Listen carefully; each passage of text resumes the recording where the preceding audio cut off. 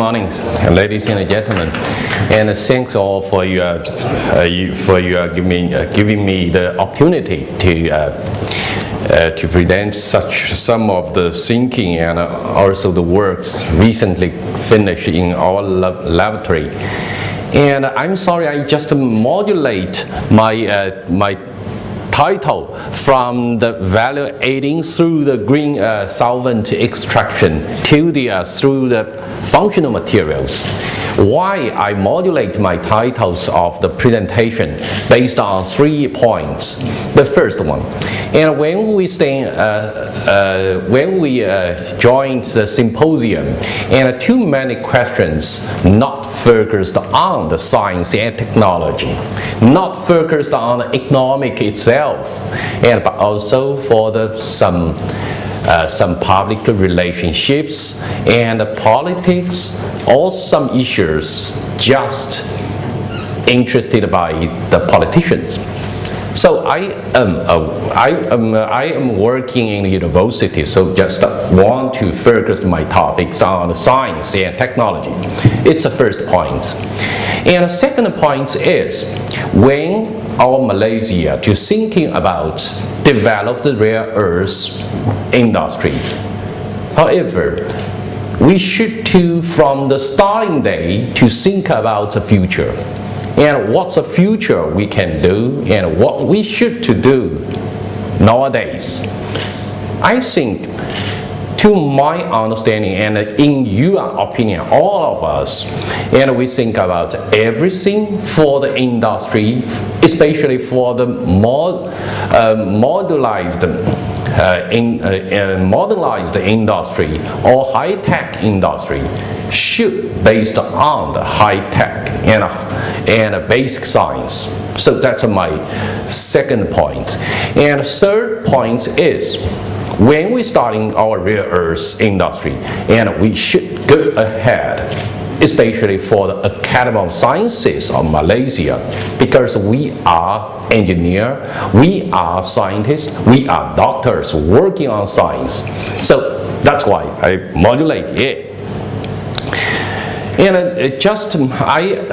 appreciate all of you givers so many nice words to say the Chinese is a leading country and the Peking University is a leading units on rare earth science and technology.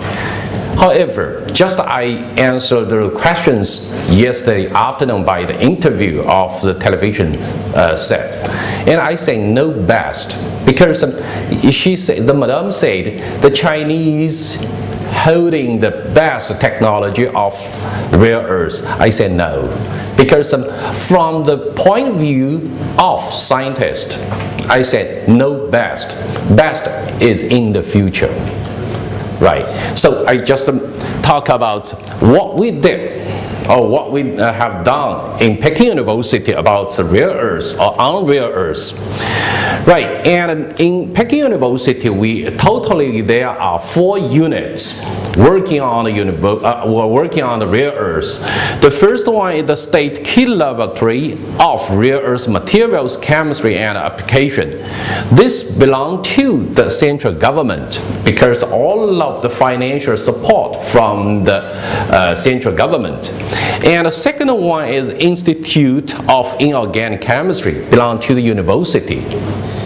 And the third one is Center of the Rare Earth Chemistry, belong to the Ministry of Education. So the financial support from the central government, different agency, and from the university, and from the MOI, Ministry of Education. And the last one, we want to broaden and we want to deepen our understanding on rare earths. So we established a joint laboratory between Peking University and the University of Hong Kong on rare earth materials and bioinorganic chemistry. And here are the main research topics on rare earths carried on in our university. And the first one is we still work on the separation chemistry and the applications towards green, high efficiency, as well as eco-friendly and economical considerations to lower the cost. And the second one is the coordination chemistry and molecular-based functional materials. And if we can make a molecule as a unit of functions, it's the great things. And the third thing is nano and cluster structured materials, especially for the rare earth functional materials. And the fourth is solid state chemistry and materials. And the last one is also one of the important issues in China. That's theoretical chemistry and materials design. Because from the chemical laboratory, most of the samples, they cannot call the materials, just the chemicals or reagents. If you want to make the chemicals or make the molecules to the materials or to the devices, and we should to have the very clear strategies towards the application and design them well. So the research schemes, and we based on two things. The first one is the preparation of the raw materials. Because if you want to understand the nature of rare earth elements individually, if you want to know the intrinsic behavior of each element of the rare earth among the rare earth families, and you should to separate it and purify them into high purity. And recently commercialized process can separate the rare earth from the mixture to 5.9. That's 90.39%. It's a high purity, purified material, purified samples. However, in our laboratory, we should purify the elements into the beyond the 7.9 to 9.9. That can match or meet the spatial requirements in the fibers, in the informatics science and technologies, as well as the spatial goals. And the second thing is theoretical chemistry and materials designs, because we never done our work without any design, because we want to speed our process and to save the efforts and the spirits as well as the money. So based on the preparation and theoretical considerations, molecular, nanostructural materials, solid state functional materials, and the other parts is because the rare earth functional materials or devices, a part of them consists of the metal and the alloys. So in the chemical point of view, we say that from the molecules to the nano and the meso and to the bulk, as well as the metal and alloys. And totally we have full-time work professors and the faculties working on the rare earth rare earth chemistry and materials, around 30 persons, including 5 academicians. It's a high concentration of the academicians in one unit in China. And also that's including the 14 full professors, 14 associate professors, and 2 lecturers. So that's the team. And if we more detailed to introduce our works and the online of the researchers in our lab. And the first one is the 4F, the interaction between 4F and 3D orbitals for the intermetallics. It's for the magnetic materials. And the second one is the solid state compounds, and third one is the molecular solids and clusters. And mainly our work is focused on the magnetic based or optical based materials, from the molecules to the cluster to the missile to the bulk and to the powder. So nano and missile compounds also included, and the bulk, thin films, hybrid nano and missile materials. So for the chemistry, if we want to prepare or control the preparation of the materials, we said, okay, the controllable synthesis, structure and interface and surface is necessary. Therefore, we can open the new windows to study the 4F, 3D, FF interactions. This is for the magnetic, and this is especially for the luminescent. And also there are effects on the magnetic and optical properties. So these works carried on in Peking University. And what's unique and what's the advantages and special in Peking University compare the global community of the rare earths? I think the first one is rare earth separation, because we not only working on the theoretical considerations or practice, we combine together and establish some very useful theoretical equations or models and calculation programs to design the practice parameters, and one step without any inter-test to the practice. We call it one-step applications from the model to the applications, to the industry. And the second one is the molecular-based magnetic and luminescent materials. Well, and we are familiar with the magnetics. However, we also know the LED and OLED, organic LED.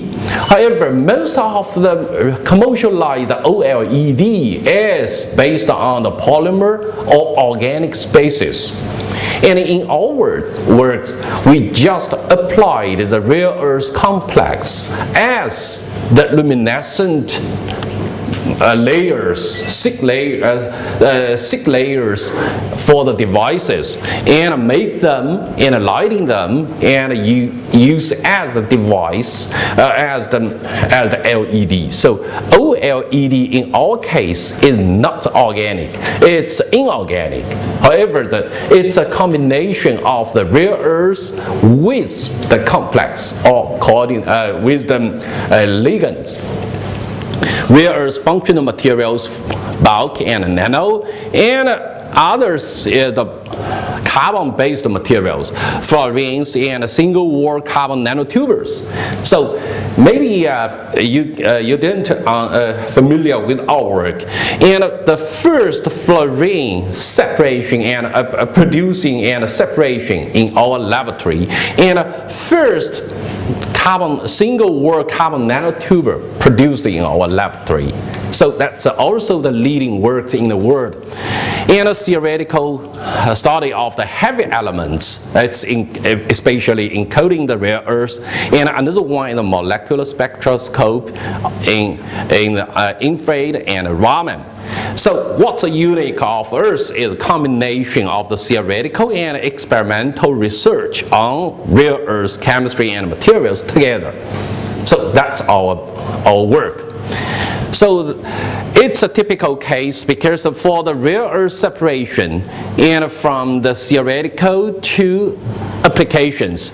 And our leading scientist, Professor Xu, he awarded the State Superior Science and Technology Awards in 2008. It's the highest and the dominating prize in China, the awards in China.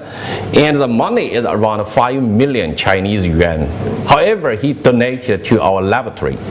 Yeah. almost every 5 to 10 years, our group will awarded by the Nature Science Foundation, State Nature Science Awards, and several times during the past 3 decades. So I would like working with Malaysia scientists and engineering in future, not only on rare earth separation, but also on rare earth functional materials, as well as the devices. So I would like to use another 10 minutes to talk about one of the typical case, because we're familiar with the lighting, we're familiar with the display screen, as well as the permanent magnetics and catalysis. And today I would like to talk about a unique family of upconvolution nanoparticles.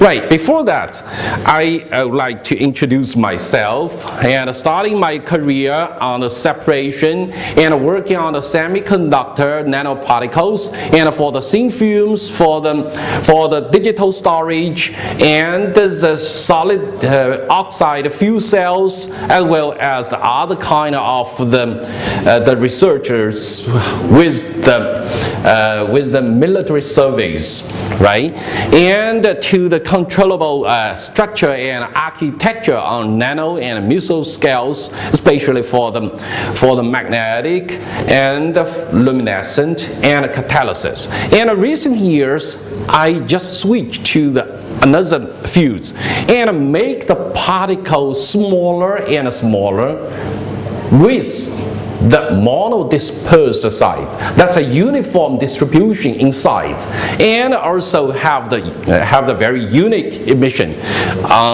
by this I skip up. So during the past 15 years, and all of the rare earth fluorescents, we make them, and in the mono-sized distributions for the new kind or the commercialized phosphors. However, we adding the values to them. Well, and the motivation of my research in this area is I want to understand what's a real mechanism hiding behind the rare earth nanoparticle sites, because there's so many articles called the size-related or size-dependent behaviors or properties of the rare earth compounds. However, for the rare earth, it's not a semiconductor, so we cannot use the quantum effect to describe the behavior of the rare earth compounds. And the second is how to realize the controllable synthesis of rare earth nanoparticles. And up to now, almost all of the spaces can be down the sides into the nano region. However, who can control it exactly and control the sites with a very narrow distributions? And the third thing is how to control the rare earth nanoparticles by the assembly to meet certain requirements. Because compared with the bulk, the nanoparticles, even you can see it or see them under the high resolution TA, and that's most of them existing in the solution, and it's difficult to use them in the practice. So how to make them into the practical applications, and then how to develop the new concept materials and devices based on the rare earth nanoparticles and their assembly, and how to meet the demands of rare earth high-tech industry. Because I have the longer than 25 years industry service experience, so everything I think in both what's a new and what's a real applications. So that's my work. And just used one slide to introduce what's the upconvolution nanoparticles. And normally the luminescent materials, they absorb one photon, then emission in the long wavelength area. However, for the upconvolution materials, they can continually absorb 2 photons and then emission 1 photons. That means they can absorb or exciting by the low energy wavelengths and emission in the wavelengths of visible scale. So that's an infrared absorbed. And you can obtain the luminescence in the visible wavelengths that have the many applications or potentials. It's a promising materials in future, because in the night you need to sensing, and for the bio applications you need the label and a mark of the biospaces and so on. So some of the strategies now is widely applied by our colleagues in the world, and this is established 8 years ago. And all of the particles, we can control its phase and their shapes. For example, for the rare earth oxide, very small particles and the size, exactly the distribution of size is near. That's near the monodispersed systems. And a different phase, hexagonal, cubic, also rhombic, and others can be exactly controlled. And meanwhile, and for these systems, and also different particle size and exactly particles can be obtained. And very interesting is, even you modulate the ratio of 2 ions, the particles can change from the hexagonal rods to the plate. And they are these nanoparticles showing the different colors. So multiple colors you can obtain by the different magnets, and by elevating the temperature, and a triangle plate, the small plate can, like the hexagonal shaped one. And because the particle size is uniform, so they can assemble by themselves, self-assembly into the side to side, like this model, and face to face, like that one. And that gives us the chance to make the nanoparticles into the 2-dimensional, even to 3-dimensional. The 2-dimensional or 3-dimensional, we can control it, and we can hold it, and we can apply it to the future. And also that's a self-assembly mechanism can start it in detail. Okay, we can start it. And just to show 2 typical applications and unique applications. And for the digital storage, most of the devices use the ultraviolet wavelengths as the detector, as the excitations. However, the organospaces is suffered from the UV. And we just modulate the UV to the near infrared wavelengths, because its safety, never damage materials, and can prolong the life of the human being use. And the nanoparticles assemble into 2-dimensional, very uniform size, and just spin coding organic spaces and make its patterns. And you can find by the near infrared red and they are visible right, and the UV aroused. 3 wavelengths separated. They did not any damage by themselves, and also prolong the lifetime. Another story is very interesting. The uniform size particles, when exposure under the E-beam and become from the solid to the hollow, It's very interesting things. Okay, this is the small list unit or the spot for storing the particles. 1, 0, or 0 or 1, 0. It's two states for the calculation and for the storage of information. Right, I just finished my talk because I think it's just the initiating stage between Peking University and our audience. So as the not so young professor working in Peking University, I hope and I am willing to waiting for our young faculties, our young students continue your works in Peking University and then come back serve for Malaysia. Thank you. Dr. Yan, can I ask you a question? Yes, please. About what is your impression of the University Malaysia Pahang? Yes. Your yesterday's visit. Yeah, it's impressive. When I entered the main gate of the university, the first sight of us is it's not so big one compared with others. It also seems like not so modernized. Right, because the building like the workshop in the factory. However, right, that's a true of my feeling.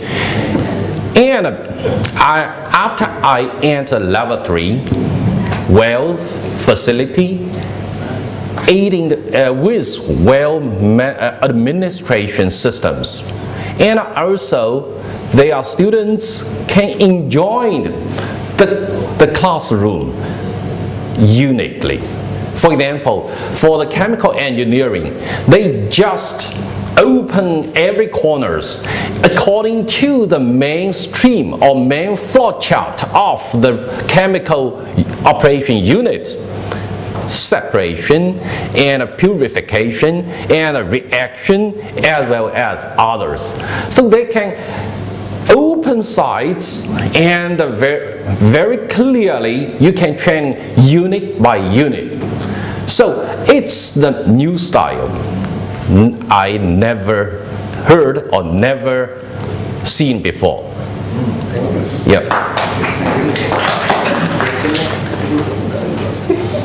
Any comment from you? Any comment, but actually it was model first in the country. That's what we call it, the teaching factory. Because it is an ex-Malaysian electronic company. We modified it, and I think it's what we would like to do is more on the application industry. And I think there's a lot of opportunity to work with Peking universities. And I think yesterday our vice chancellor already did commitment. We have some fellowship to send the Peking university to students to do their masters and PhD. Thank you. Yeah, so just I mentioned yesterday afternoon and I talked to them and what kind of the students I desired, I like.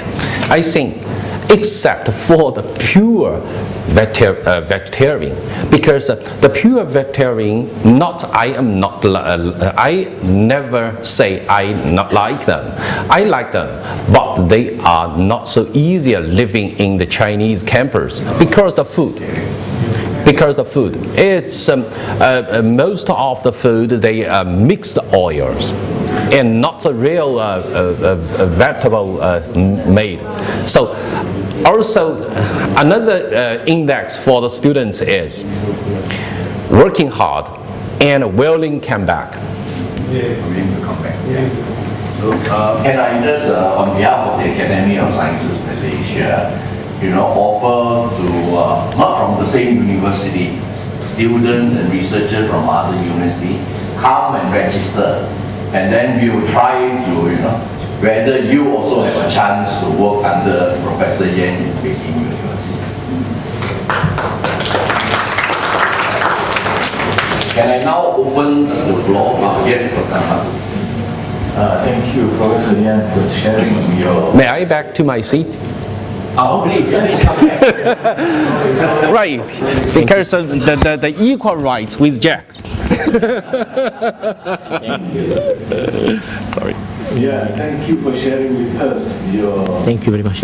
research activities at Peking University on how this dimension of nanotechnology is also being exploited in terms of research on rare earth. You see, the world is faced with so many problems now. Climate change, global warming, so we need to find solutions. So these areas of research that Professor Yang is pursuing is one of the steps taken by scientists to actually develop solutions for the world. And rare earth comes in very handy in terms of one of the components. But my question actually relates to the rare earth processing itself. As you know, one of the bone of contention is the waste. So as this waste, the principal material there is the radioactive thorium. Now, I would like to know, because I know of many attempts or efforts by research scientists to actually use the thorium for some useful benefits like as energy generation and others. Now, can you share with us in China and in Peking University, what research topics are you pursuing in trying to sort of use, recycle or use the waste that are produced by in rare earth processing? Yeah, thank you. It's a very, very smart and also very tough question to me. You know, I never want to back to the Linus case. However, these questions have the relevance with the Linus. And let me introduce the Chinese roots during the past 3 decades or 4 decades. And at the first, we never concerned the pollution during the separation of the rare earths, because we just want to increase the R&D data.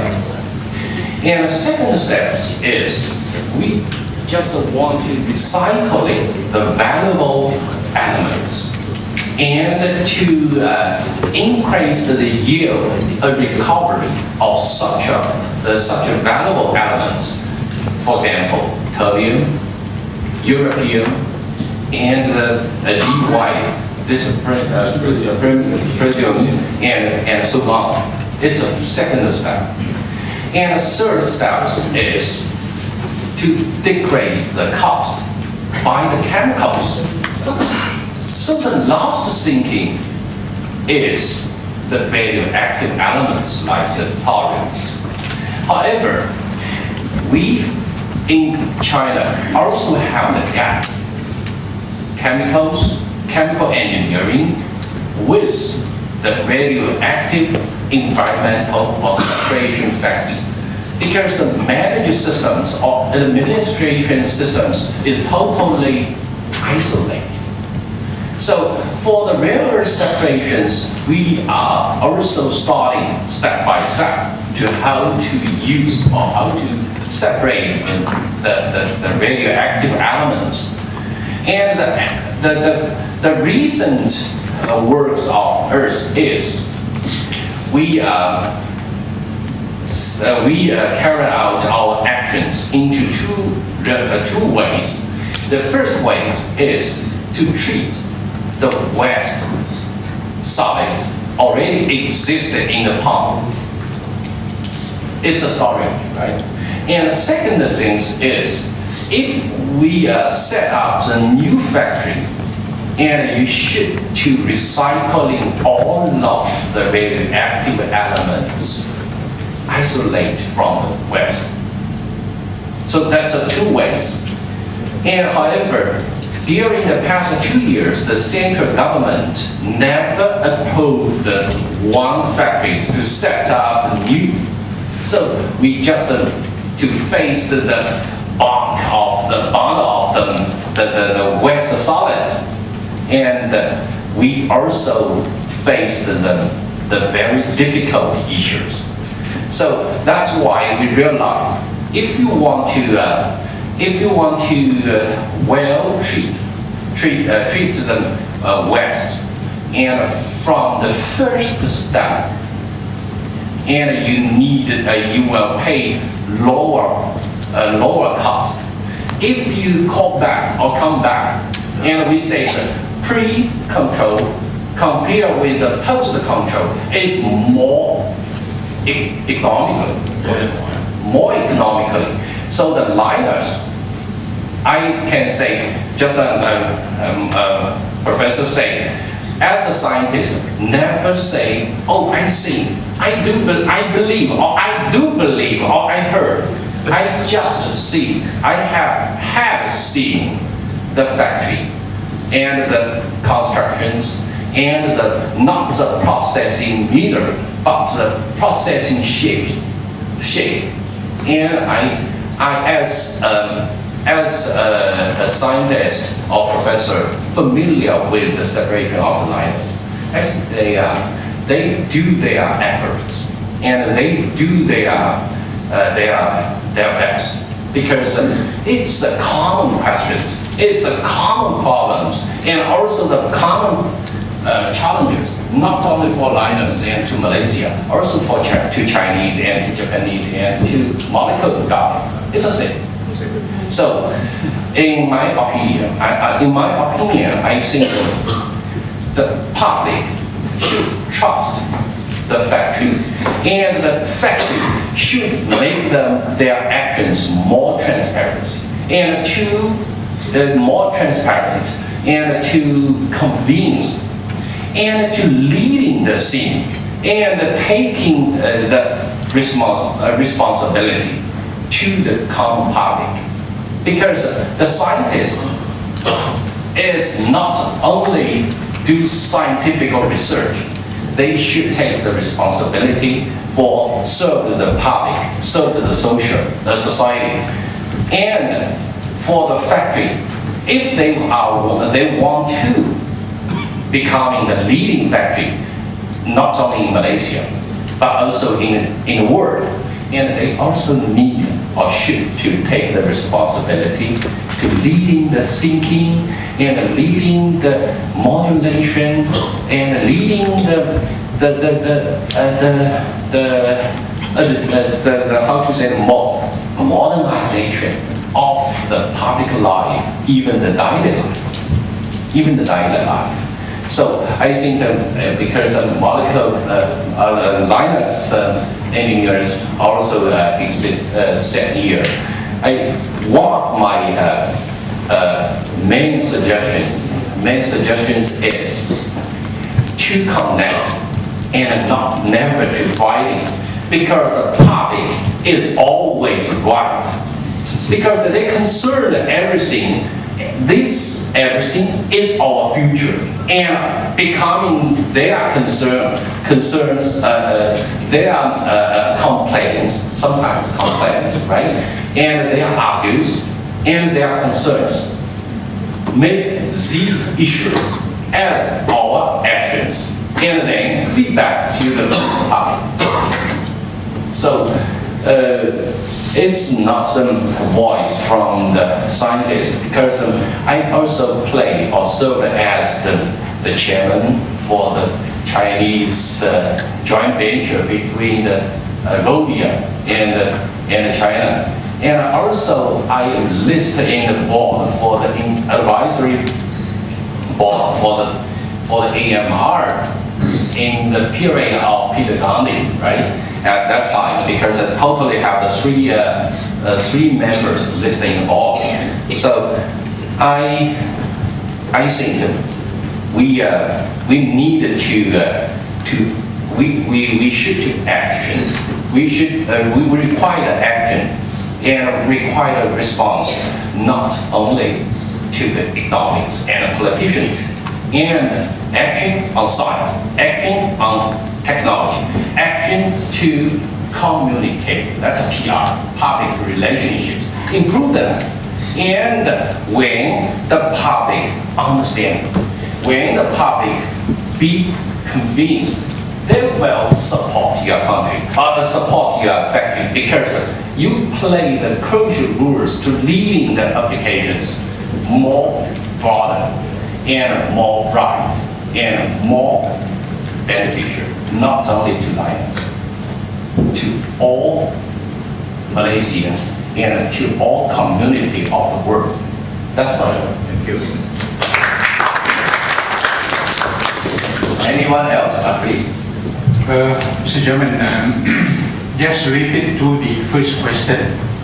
Let me just relate what happened a little bit after our Monday symposium. So after that discussion, I post in the Green Party website that I said after attending the symposium on Monday, I'm convinced that the country should invest in rare earth industries. I said there are risks, but there are technologies and mechanisms to overcome this risk. So that was my comment. And of course, the Green Party leader is a friend of mine too. So he says, I'm sorry I could not make up to that particular symposium, but he posted another something related to the issue that's happening in Kuala. I want to mention names. Yeah. But the writer was saying this, that the technology that's being used in that particular company in Peking is out of date.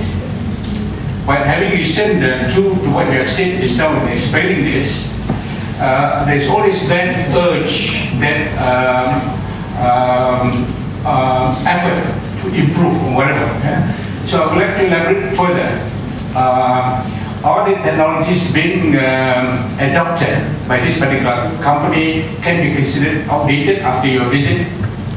Yeah, so I would like to get your reaction on this. Yeah, because I haven't read the exact parameters of each unit or a unit and operation processing unit, right? However, from the structure, from the shape, and from the pipe, and also from the considerations of the West, all Western the treatment, I think it's well done. It's well done. It can be represented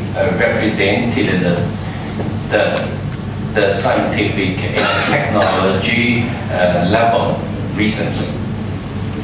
Sorry, Mr. Chairman, for having brought the Green Party of Malaysia in here. No, please, this is all welcome. You know, all shapes of opinion are welcome here. No, we need to actually the scientific way. The scientists always start with the premise, I do not know. That's why I go into experiment and all this. So, you know, we don't know all the answers, but at least, you know, we are getting better.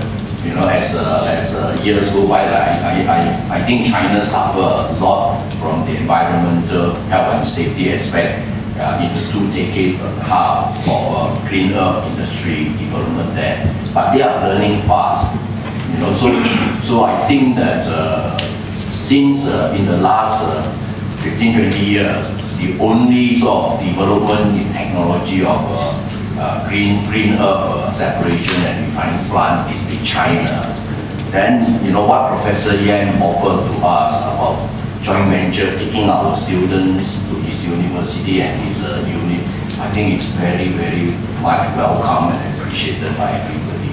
So anybody else would like to, please? Thank you, Mr. Chairman. Once again, I have a question to Dr. Chun-Hua. I'm from School of Material and Resource Engineering, and we are a school that selected by Japanese to become a hub for the Material Research Center for the ASEAN country. So we are, our colleagues.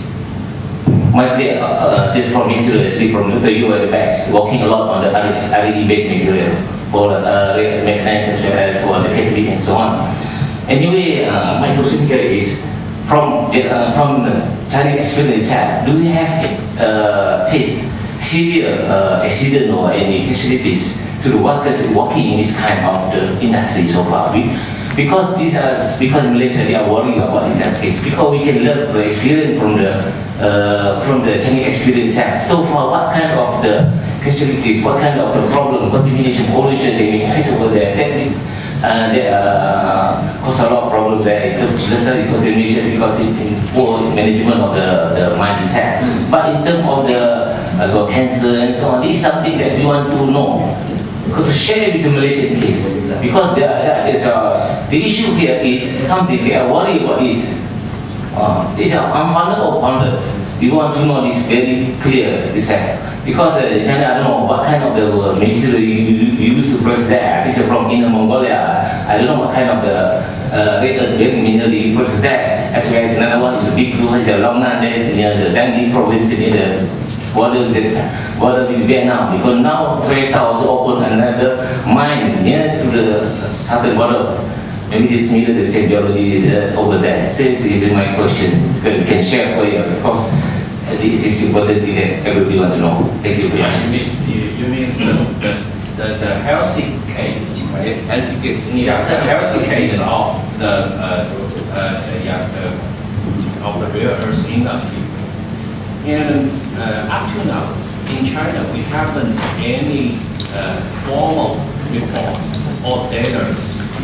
They claim or stated that direct relationships between the rare earths and the cancer and other diseases. Right, this is the first. And the second thing is for the healthy, and I never say no gain, no pain, because for the healthy, we never introduce any risk and any pains to human beings if we can recognize we can know the reason or know the mechanism and know the future. And for the rare earth industry, from the mining to the separation, we experienced 50 years up to now. Even in the mining site, monazite mining site, no extra data to beyond the average level. I'm sorry I have to bring this discussion to the close for the time being. I hope that you have time when all the four speakers have finished their presentation, that you have time for